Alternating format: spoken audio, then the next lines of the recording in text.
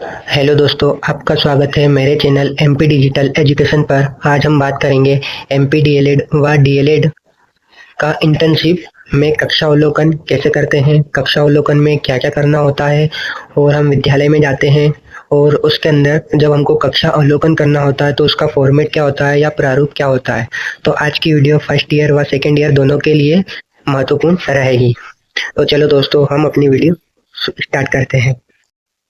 तो दोस्तों, यह है एमपी डीएलएड फर्स्ट व सेकेंड ईयर के इंटर्नशिप के लिए कक्षा अवलोकन का फॉर्मेट या प्रारूप। तो दोस्तों, आप इसका स्क्रीनशॉट ले लीजिएगा, वह सभी महत्वपूर्ण बिंदु को अपन समझेंगे। तो चलो दोस्तों, अपन स्टार्ट करते हैं। तो सबसे पहला पॉइंट है अपना योजना यूनिट। कौन कौन से घटक है उसके बारे में अपन बात करेंगे। तो सबसे पहला पॉइंट है योजना यूनिट। तो जो अपना पाठ होता है उसे योजना यूनिट कहते हैं या पाठ बोलते हैं। तो पाठ के अंदर उसका उद्देश्य दर्शाएंगे कि पाठ का उद्देश्य क्या है, उस पाठ को पढ़ने से या पढ़ाने से बच्चों को क्या उद्देश्य मिलेंगे और उससे क्या शिक्षा मिलेंगी। मेन मोटो यह होता है। और पाठ्य सामग्री, उस पाठ को पढ़ाने में किस चीज का यूज करते हैं या इस्तेमाल करते हैं उसे पाठ्य सामग्री कहते हैं। अभी मैं आपको ये समझा देता हूँ, उसके बाद हमने जो कक्षा अवलोकन किया था कक्षा में, उसका हमने जो फाइल में लिखा उसे आपको प्रस्तुत करूंगा आगे वीडियो में। तो वीडियो को लास्ट तक देखते रहिए। अगला पॉइंट है पद्धति या शिक्षण की तकनीक या गतिविधियां। शिक्षक के द्वारा कौन सी पद्धति का उपयोग किया गया, या तो पहले पाठ को पढ़ाया गया या कहानी सुनाई या पहले मैथ्स में फॉर्मूला दिया उसके बाद समझाया गया, उसे पद्धति कहते हैं। या कोई सी तकनीकी शिक्षण की तकनीकी का उपयोग किया या गतिविधियों के द्वारा समझाया। चौथा पॉइंट है टीएलएम शिक्षण अधिगम सामग्री। उस पाठ को पढ़ाने के लिए टीएलएम का उपयोग किया गया या नहीं, उस बारे में आपको लिखना है। फिर है अधिगम के परिणाम। बच्चे क्या अधिगम करेंगे और उसके क्या परिणाम निकलेगा, बच्चे क्या सीखेंगे, उसके बारे में आपको लिखना है। दूसरा पॉइंट है पाठों का प्रस्तुतिकरण, यानी पाठ को किस प्रकार शिक्षक द्वारा प्रस्तुत किया गया। इसमें है आपका पहला पॉइंट पाठ्य सामग्री। पाठ्य सामग्री में क्या क्या हो सकता है, या तो मैथ्स होगा, मैथ्स का कक्षा अवलोकन होगा, उसमें मैथ्स की बुक होगी, स्केल होगा, डेटा का होगा, आदि सामग्री होगी।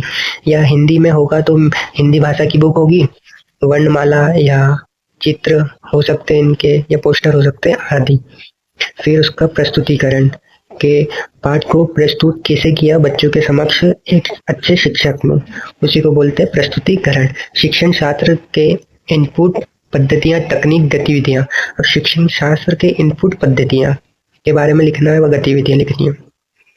तीसरा है कक्षा प्रबंधन। एक अच्छी कक्षा को चलाने के लिए व बच्चों को ज्ञान अर्जन करवाने के लिए कक्षा का प्रबंधन व अनुशासन अति आवश्यक होता है।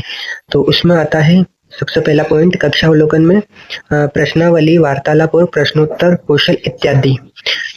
सबसे पहले शिक्षक ने प्रश्नावली करी, पाठ को शुरू होने से पहले बच्चों को एंगेज किया या नहीं, कौन से कौशल बच्चों को पूछे कि कौन से कौशल आते हैं, प्रश्नोत्तर कौशल, उनसे पूर्ण ज्ञान लेना। मेन मोटिव यही है इस पॉइंट का। और दूसरा है अनुशासन। कक्षा अनुशासन में है कि नहीं है, उसका कक्षा अवलोकन करना कि शिक्षक अपनी कक्षा में बच्चों को कैसे अनुशासित करता है या नहीं करता है। तीसरा है शिक्षक की गतिविधियां। यह बहुत इंपॉर्टेंट पॉइंट है। इसमें शिक्षक का पूरा पीरियड, जब तक स्टार्टिंग से एंड तक इसमें सारी चीजें नोट होती है और उसकी गतिविधियों को देखा जाता है। तो शिक्षक की गतिविधियों में क्या, सबसे पहले शिक्षक आता है, बोर्ड को दिनांक, वार, पाठ का नाम आदि सारी चीजें लिखता है, वो कैसे गतिविधियां करवाता है, कैसे बोलता है, कैसे पढ़ाता है बच्चों को, सारी चीजें नोट करते हैं इस वाले पॉइंट पे। प्रश्नावली, आदान प्रदान। एक शिक्षक बच्चों से क्या प्रश्न करता है, वह क्या पूछता है उनसे, कैसे उत्तर जानता है बच्चों से, आदि चीजें इस पॉइंट में आती है। विद्यार्थियों की सहभागिता। इसमें नोट होता है कि विद्यार्थियों ने कितनी सहभागिता ली है इस पाठ के दौरान, कितना एंगेज हुआ है, कितने उत्सुकता से पाठ को पढ़ा है। और फिर आता है श्यामपठ कार्य। शिक्षक द्वारा श्यामपठ कार्य हुआ है कि नहीं हुआ है, कितने अच्छे से हुआ है, या किसी चित्र में डायग्राम बनाना होता है तो वो बनाया कि नहीं बनाया, आदि सारी चीजें इस चीज में लिखते हैं, तो इस पॉइंट में लिखते हैं। तो चलो आगे देखते हैं अपन अधिगम की संप्राप्तियां। अब अधिगम से क्या संप्राप्ति, मतलब अधिगम से क्या मिलेगा?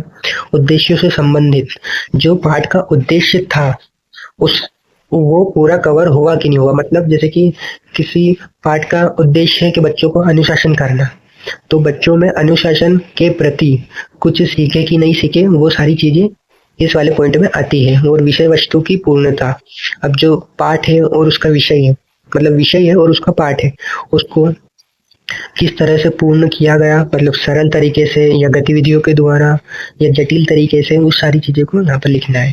सतत एवं व्यापक मूल्यांकन, अब बच्चों का गतिविधि के द्वारा मूल्यांकन किया या प्रश्नोत्तर के द्वारा या मौखिक प्रश्नोत्तर के द्वारा मूल्यांकन किया, इसमें वो सारी चीजें लिखते हैं। और चौथे का है छात्र का विशिष्ट व्यवहार और उनकी प्रतिक्रिया। इस पॉइंट में लिखते हैं छात्रों का व्यवहार, ये सारे छात्रों का व्यवहार कैसा था कक्षा में, और वो अपनी पढ़ाई को ध्यान से पूर्ण कर रहे थे कि नहीं कर रहे थे, या पढ़ाई अच्छी तरीके से कर रहे थे कि नहीं कर रहे थे, या अपने शांत वातावरण बनाया कि नहीं बनाया, सारी चीजें इसमें लिखते हैं। और उनकी प्रतिक्रिया भी लिखते हैं। अब आखिरी पॉइंट है फीडबैक अनुसरण। मेंटर शिक्षक और सुपरवाइजर के साथ परामर्श। इसमें देखते हैं कि जब अपने मेंटर बनता है, जब आप इंटर्नशिप करने जाते हो तो आपको एक टीचर अलॉट कर दिया जाता है, वो आपके मेंटर होते हैं। कि अपन जो इंटर्नशिप वाले गए वो सारी चीजें इंटर्नशिप वाले जो छात्र रहते हैं डाइट के भावी शिक्षक उनको देखते हैं। और सुपरवाइजर इसकी स्कूल का होता है, उनके साथ परामर्श करना, सलाह मशवरा करना कि टीचर ने बच्चों को कैसे पढ़ाया। और इसमें अपना भी फीडबैक होता है, एक छात्र अध्यापक का भी फीडबैक होता है कि छात्र अध्यापक ने कक्षा अवलोकन अच्छे से की है या नहीं की है, कि पूरे नोट्स बनाए कि नहीं बनाए, की पॉइंट्स बनाए कि नहीं बनाए, अपनी नोटबुक में लिखे कि नहीं लिखे, उसका पूरा फीडबैक होता है। अब अगला है सबसे नीचे, फिर आते हैं छात्र अध्यापक के हस्ताक्षर, नाम व दिनांक। उस दिन का दिनांक आ जाएगा, वो छात्र अध्यापक का नाम और हस्ताक्षर आ जाएगा। जब आप फाइनल फाइल में लिखोगे इंटर्नशिप की तो उसमें आता है। फिर उसके बाद मेंटर जो आपके शिक्षक बनते हैं उनके हस्ताक्षर, नाम व दिनांक। फिर एक सुपरवाइजर होता है या विषय विशेषज्ञ के हस्ताक्षर जो आपका विषय पढ़ाता है, यानी गणित, मैथ, साइंस, हिंदी आदि, उनके नाम व दिनांक। तो दोस्तों आज का अपना वीडियो था कक्षा अवलोकन का प्रारूप या फॉर्मेट कैसा होता है, कक्षा अवलोकन कैसे करते हैं इंटर्नशिप के द्वारा। तो दोस्तों चलो आगे बात करते हैं। तो दोस्तों ये है मेरा कक्षा अवलोकन फर्स्ट, जो कि मैंने इंटर्नशिप के द्वारा किया गया था। और ये है मेरा गवर्नमेंट स्कूल का, जो कि मैंने इस तरीके से फॉर्मेट बनाया था और यहाँ से स्टार्ट किया गया था। तो आप देख सकते हो, इसी प्रकार आप कक्षा अवलोकन कर सकते हो। इसका स्क्रीनशॉट ले लीजिएगा। तो चलो दोस्तों आगे बताता हूँ। ये है अगला पेज जिसमें पाठ्य सामग्री, पद्धति शिक्षण, TLM, अधिगम के परिणाम आदि इसमें लिखा गया है, तो आप इसको ध्यान से पढ़ लीजिएगा। ये है मेरा दूसरा पॉइंट, पाठों का प्रस्तुतिकरण। तो दोस्तों आप इसका स्क्रीनशॉट ले लीजिएगा, वह ध्यान से पढ़ लीजिएगा। तो इसमें तीसरा पॉइंट भी है कक्षा का प्रबंधन। चलो दोस्तों आगे बात करते हैं। ये है मेरे अगले के पॉइंट, अनुशासन, शिक्षक की गतिविधियां, प्रभावशाली आदान प्रदान, विद्यार्थी की सहभागिता। दोस्तों इसका स्क्रीनशॉट ले लीजिएगा। तो अगला पॉइंट है श्यामपद कार्य, अधिगम की संप्राप्तियां। और अधिगम की संप्राप्तियों के अंदर उद्देश्यों से संबंधित, विषय वस्तु की पूर्णता, सतत एवं व्यापक मूल्यांकन आधारित। तो अगला पॉइंट है छात्रों का विशिष्ट व्यवहार और उनकी प्रतिक्रियाएं। और फिर सबसे लास्ट में आता है फीडबैक और अनुसरण। तो इसमें आता है मेंटर शिक्षक और सुपरवाइजर के साथ परामर्श और सलाह मशवरा करना।